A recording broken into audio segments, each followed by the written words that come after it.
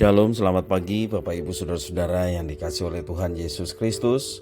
Jumpa kembali bersama saya Pendeta Eka di dalam renungan firman Tuhan pada hari ini, hari Jumat 20 Agustus 2021. Sukacita dan damai sejahtera dari Tuhan Yesus kiranya menyertai Bapak Ibu Saudara sekalian. Puji nama Tuhan. Sampai pada pembacaan kita pada hari ini di dalam 1 Tawarikh pasal yang ke-18. Biarlah firman Tuhan memberkati kita sekalian. Sebelum kita merenungkan bagian firman Tuhan pada hari ini, mari kita akan berdoa bersama-sama. Tuhan Allah Bapa di surga yang kami puja sembah di dalam Yesus, kami bersyukur hari yang baru Tuhan percayakan pada kami. Kami mau terus mengisi hati dan pikiran kami dengan kebenaran firman Tuhan. Mampukan untuk kami dapat mengerti dan memahami apa yang Kau maksudkan. Kau juga menolong kami untuk kami dapat menerapkan dalam hidup kami. Terpujilah nama-Mu Bapa, demi nama Tuhan Yesus kami berdoa. Haleluya, amin. Bapak Ibu Saudara-saudara yang dikasihi oleh Tuhan, dalam peperangan, dalam 1 Tawarikh pasal yang ke-18 ini, Daud mengalami kemenangan besar melawan bangsa-bangsa yang ada di sekeliling Israel. Banyak hal yang diperoleh dari kemenangan tersebut, seperti merebut kota-kota musuh, kemudian menerima upeti, merampas sarana dan prasarana penting bagi kekuatan militer kerajaan lain, serta menjadikan seperti orang Aram, orang Edom sebagai budak. Ayat yang ke-6, 13 mengatakan demikian. Kemudian Daud menempatkan pasukan-pasukan pendudukan di daerah orang Aram dari Damsyik, dan orang Aram itu menjadi budak Daud yang harus mempersembahkan upeti. Tuhan memberi kemenangan kepada Daud kemanapun ia pergi berperang. Ayat 13, lalu ia menempatkan pasukan-pasukan pendudukan di Edom, sehingga seluruh Edom diperbudak oleh Daud. Tuhan memberi kemenangan kepada Daud kemanapun ia pergi berperang. Bapak Ibu Saudara-saudara, ayat yang ke-9 dan 11 juga mengatakan demikian. Ketika didengar tahu Raja Hamat bahwa Daud telah memukul kalah seluruh tentara Hadadezer, Raja Zoba, maka ia mengutus Hadoram anaknya kepada Raja Daud untuk menyampaikan salam dan mengucapkan selamat kepadanya, karena ia telah berperang melawan Hadadezer dan memukul kalah. Sebab Hadadezer sering memerangi Tau, dan Hadoram membawa pelbagai barang-barang emas, perak, dan tembaga. Juga barang-barang ini dikhususkan Raja Daud bagi Tuhan, bersama-sama perak dan emas yang diangkutnya dari segala bangsa, yakni dari orang Edom, dari orang Moab, dari Bani Amon, dari orang Filistin, dan dari orang Amalek. Jika kita perhatikan dari ayat-ayat tadi, Daud juga memperoleh ucapan dan tanda terima kasih dari Raja Hamat berupa berbagai barang dari emas, perak, tembaga, karena Daud telah mengalahkan Hadadezer yang memusuhinya. Semua barang-barang dari emas, perak, dan tembaga termasuk yang Daud peroleh dari bangsa-bangsa yang ditaklukkannya, Alkitab mencatat itu dikhususkan bagi Tuhan. Bapak Ibu Saudara-saudara, yang perlu kita garis bawahi di sini adalah penulis Tawarikh mencatat bahwa semua kemenangan termasuk segala harta benda yang Daud peroleh itu semata-mata karena Tuhanlah yang memberikan berkat itu kepadanya. Dua ayat tadi sebagai satu contoh, ayat yang ke-6 dan ayat yang ke-13, di bagian akhir kalimat ayat tersebut mengatakan Tuhan memberi kemenangan kepada Daud kemanapun ia pergi berperang. Jadi penulis Tawarikh ini sekali lagi ingin memberikan satu penekanan bahwa kemenangan Daud itu karena kasih karunia Tuhan. Sebagai raja atas seluruh Israel, Daud memerintah berdasarkan kebenaran dan keadilan. Tidak heran jika Daud menjadi sosok raja ideal yang standar bagi semua raja-raja Israel. Ya, kalau kita kemarin sudah membaca kitab Raja-Raja, selalu ketika ada Raja Yehuda khususnya yang hidup dalam ketaatan, selalu ditambahkan dengan perkataan seperti Daud gitu ya.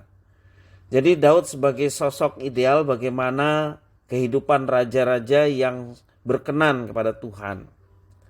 Dengan berkembangnya daerah kekuasaan, Daud membutuhkan pengorganisasian dan pengelolaan. Itu sebabnya ia mengangkat beberapa orang untuk membantu kerajaannya, termasuk anak-anak Daud. Kemenangan Daud pada satu sisi memang merupakan Daud berjuang ya. Dia berjuang untuk melawan bangsa-bangsa yang tidak mengenal Allah. Di sisi lain kemenangannya itu adalah berkat atau anugerah dari Tuhan. Sebab itu Daud tidak lupa diri dan menikmati kemenangannya itu sendiri. Apa yang dia lakukan? Ia mempersembahkan hasil kemenangannya bagi Tuhan dan menjalankan perannya di atas kebenaran dan keadilan. Luar biasa.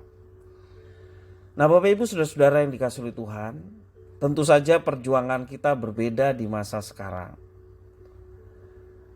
Marilah kita berjuang dengan sungguh-sungguh. Mungkin perjuangan kita dalam pekerjaan atau usaha kita, atau perjuangan kita dalam bentuk pelayanan kita. Nah, segala sesuatu yang kita perjuangkan dengan sungguh-sungguh, kita harus tetap hidup dalam kebenaran. Itu yang perlu kita garis bawahi teladan dari Daud.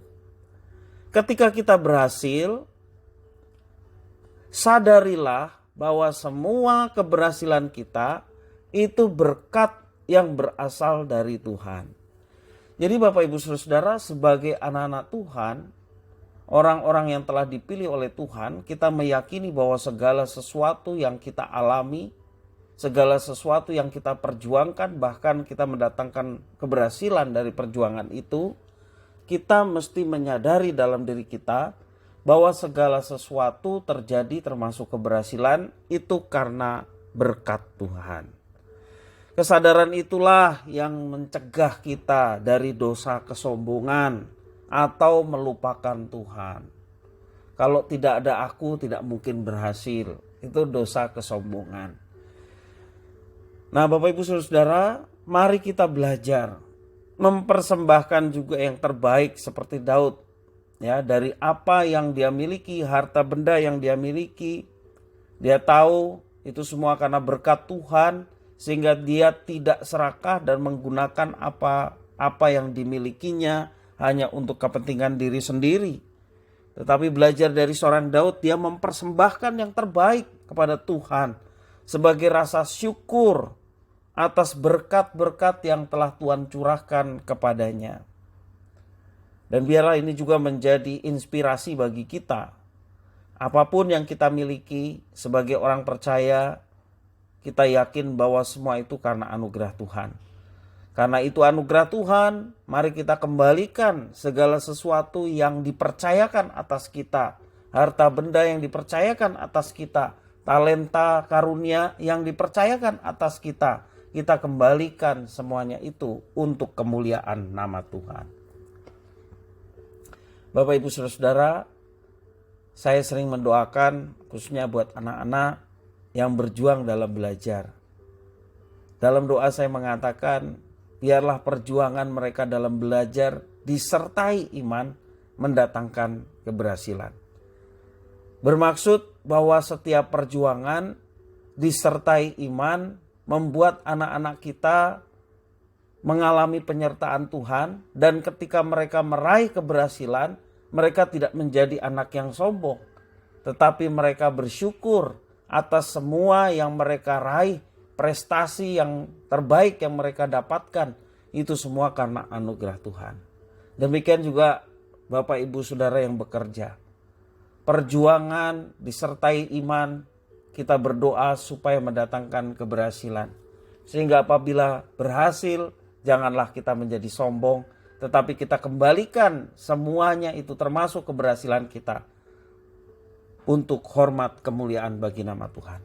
Puji nama Tuhan. Biarlah firman Tuhan ini boleh menjadi berkat bagi kita sekalian. Mari kita berdoa bersama. Tuhan Allah Bapa di surga yang kami puja sembah dalam Yesus, kami bersyukur untuk hari ini kami boleh kembali belajar firman Tuhan yang mengingatkan kepada kami bahwa segala sesuatu yang dapat kami raih, segala sesuatu termasuk keberhasilan yang kami dapatkan, kami perjuangkan, semua karena anugerah Tuhan.